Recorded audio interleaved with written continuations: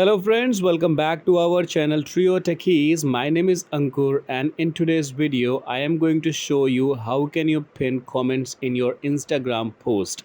So yes friends, with new Instagram update you can pin comments in your post. When you pin any comments in your post, that comment appears on the top of all the comments. Let me show you how to pin a comment by going to any of these posts. So go to any of your post and go to the comment section.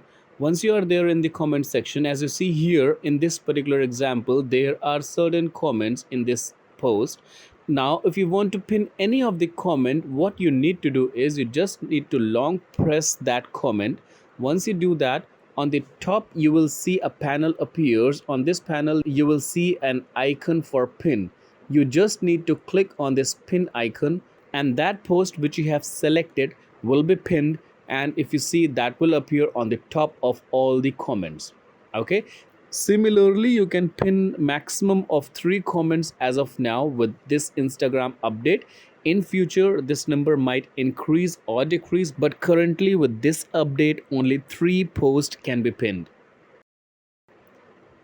Now let's say if by mistake you have pinned any wrong comment which you want to unpin, that can also be done. So let's say for example I'm going to pin this comment from Singer Wiki.